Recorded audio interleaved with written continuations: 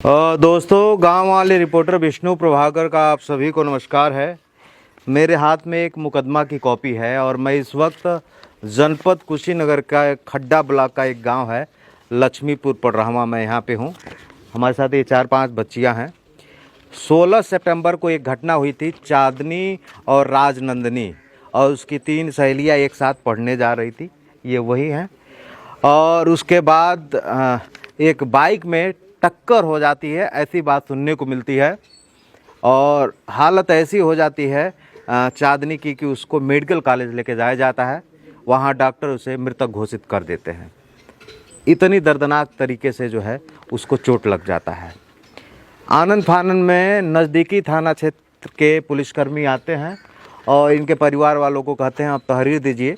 उस वक्त जब घटना हुई रहती है तो सबको यही रहता है कि साइकिल में और मोटरसाइकिल में टक्कर हुआ है। यही बात यह तहरीर में भी लिखा गया है। इन लोगों को भी नहीं पता था शायद कि असली बात क्या है। 16 तारीख की जब घटना होती है तो यह लोग हॉस्पिटल चले जाते हैं और घर पे इनके एक बुज़ुर्ग दादाजी रहते हैं। पुलिसकर्मी आते हैं, तहरीर लिखा जाता है और उसमें मुकदमा पंजीकृत होता है। उस तहरीर में यह लोग 3 लोगों का नाम देते हैं कि 3 युवक बाइक से आते हैं और टक्कर मार देते हैं, जिसमें नामजद एक युवक के खिलाफ मुकदमा लिखा गया है। लेकिन जब 17 तारीख को रात में यह परिवार गोरखपुर से चांदनी का शव लेकर अपने घर पहुंचता है, रात में दाह संस्कार होता है। 18 तारीख को सुबह असली बात जो पता चलती है वह राजनंदनी बताती है कि जो घटना हुई थी वह कोई साइकिल और मोटरसाइकिल से एक्सीडेंट नहीं हुआ था। इसका प्रमाण आप इस साइकिल से भी समझ सकते हैं कि अगर साइकिल और मोटरसाइकिल से एक्सीडेंट होगा तो कहीं ना कहीं खरोच, और साइकिल तो एकदम उसकी स्थिति बहुत ही गड़बड़ हो जाएगी, लेकिन साइकिल बिल्कुल ठीक है। इस हिसाब से आप समझ सकते हैं कि साइकिल और मोटरसाइकिल में टक्कर नहीं हुआ है। अब हम राजनंदनी से बात करते हैं क्या हुआ था, क्योंकि जो तहरीर इन लोगों ने दिया था कि टक्कर हुआ था, इन लोग को भी यही पता था, घर वालों को, कि एक्सीडेंट ही हुआ था। लेकिन असली बात जो है 2 दिन बाद पता चला। यानी इसकी भी हालत दयनीय हो गई थी जब इसकी बहन की मौत हो गई। ये खुद हॉस्पिटल में एडमिट थी। 2 दिन बाद जब हॉस्पिटल से आई तब सारी बात बताई। तो ये लोग प्रत्यक्ष रूप से उस मामले के गवाह भी हैं, मैं समझता हूँ। राजनंदनी नाम है आपका जी? मेरा क्या हुआ था राजनंदनी, बताओ। जैसे हम लोग 8-8:30 बजे घर से निकले तैयार होकर के, हम सब लोग साथ में ही जी। और वो लोग रास्ते में ही भेंट आ गए तीनों। अच्छा। और यहीं से ही वो लोग गंदी गंदी बातें शब्द बोलते थे। पहले से बोलते थे क्या? जी, पहले से ही पीछा करते थे वो लोग। अच्छा। तो हम लोग नहीं जानते थे कि ये लोग इतना बड़ा घटना कर देंगे। और उसके बाद उस दिन जब रास्ते में वो लोग भेंट आए तो सब पहला जो चला रहा था और 2 लोग पीछे जो बैठे हुए थे वो ऐसे हाथ किए थे, फहरा रहे थे और चिल्ला रहे थे। दोनों हाथ फैलाए थे अपना? जी। अच्छा। दोनों। तो आपकी बहन को चोट कैसे लगा?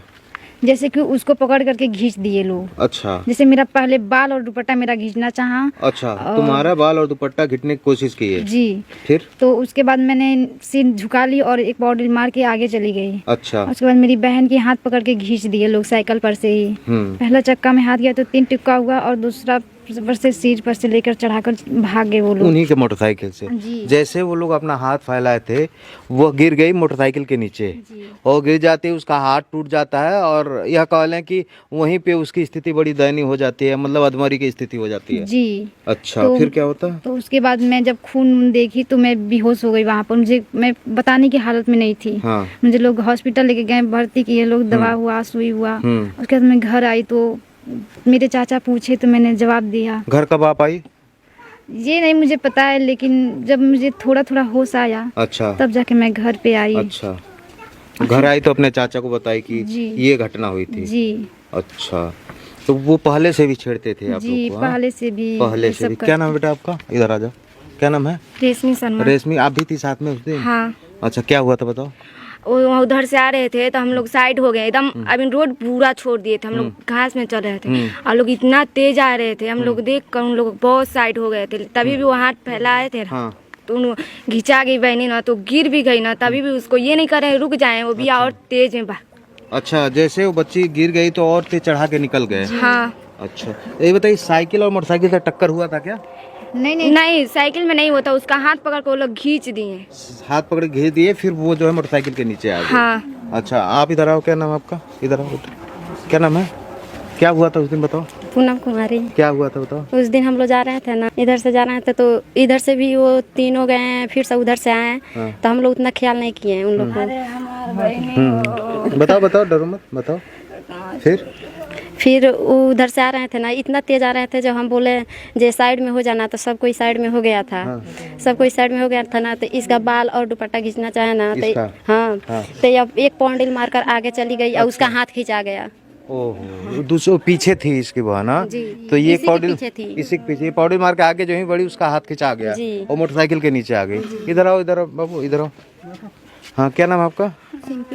क्या हुआ था शिल्पी? आगे हम थे जी। और 3 गो आगे से आ रहे थे, अच्छा। उसको हाथ फैलाए सब। हाँ। हाथ फैलाए को तो खींच दिए, सब गिर गए सब। अच्छा वहीं पे हम लोग रोने लगे, लोग अच्छा, तो ये जो आप लोग बातें बोल रहे हो, ये सही बातें है ना? ऐसा तो नहीं है ना कि आप लोगों को कोई सिखाया है या फिर बनी बनाई बातें बोल रहे हो? हाँ, यही बात है ना? जी और ये है कि जब तुम हॉस्पिटल था तब अपने घर वालों को बताई? जी, हम अपने घर वालों को ये माता जी हैं आपकी? माता जी की हालत एकदम बदहवास है। यहाँ के गांव के ग्राम प्रधान है, इनसे समझते हैं। प्रधान जी, 16 तारीख को घटना हुई थी। उस दिन जो तहरीर दिया गया था उसमें आप लोग ने ही जिक्र किया कि मोटरसाइकिल और साइकिल का टक्कर हुआ था। पुलिस प्रशासन ने मुकदमा लिख दिया जिस हिसाब से तहरीर दिया गया। अब क्या समस्या है? समस्या है कि हमारी लड़की के बयान के अनुसार तो ये छेड़छाड़ का मामला लग रहा है। छेड़छाड़ का तो हम यही चाहेंगे कि निष्पक्ष तरीके से जांच हो और दोषियों के ऊपर सख्त कार्रवाई हो। आप लोगों ने पुलिस को सूचना दिया? जी, सूचना दिया कब दिए? 18 तारीख को हम लोग दिए थे। अच्छा, तो बयान दर्ज हुआ? जी, दर्ज हुआ। वहाँ पे नायब साहब दर्ज कराया, वीडियो भी बनाया। बोले कि मैं विवेचना में इसमें इंक्लूड कर विवेचना दूंगा, में जो है धाराएं जो है बढ़ा दूंगा। छेड़छाड़ का बढ़ जाएगा। जी, लेकिन ये तो बड़ा माने पहले तो बात थी कि एक्सीडेंटल जी। था। पहले हम लोग को भी लगा एक्सीडेंट है, लेकिन जब मैं खुद साइकिल आके देखा तो साइकिल में और थाने पे मोटरसाइकिल में देखा, कहीं पे कोई स्क्रैच तक नहीं, कोई स्क्रैच तक नहीं है उसमें। अच्छा, यानी उन बच्चों की लापरवाही है। जी। आप लड़की के पिता हैं, क्या चाहते हैं? इसको हम चाहते हैं कि सबसे सख्त सजा मिले उन लोगों को। न्याय मिलना चाहिए आपको। हाँ, हमको ये साइकिल मैं फिर से आप सबको दिखाऊंगा, क्योंकि इस साइकिल को देखने के बाद ऐसा नहीं लग रहा है कि कहीं से एक्सीडेंट हुआ है या साइकिल में कहीं भी जो है कहीं साइकिल टूटा फूटा नहीं दिख रहा है। अब 18 तारीख को बयान दर्ज हुआ है। अब देखने वाली बात यह होगी कि यह का जो प्रशासन है किस तरीके से इस परिवार का मदद कर पाएगा। लेकिन एक सवाल यह भी है कि कुशीनगर के अभी पूर्व के जो एसपी थे संतोष मिश्रा लगातार ऐसे सौदों के खिलाफ मुहिम चला रहे थे, ऑपरेशन मजनू चला रहे थे।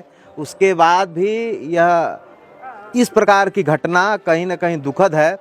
एक दिन पहले तलक इनके परिवार के लोगों को लग रहा था कि एक्सीडेंट है, लेकिन जब ही उसकी बच्ची हॉस्पिटल से आती है यानी राज नंदिनी, तब बताती है कि ये पूर्व के दिनों में भी जो है छेड़खानी करते रहते हैं, टिबोली मारते रहते हैं।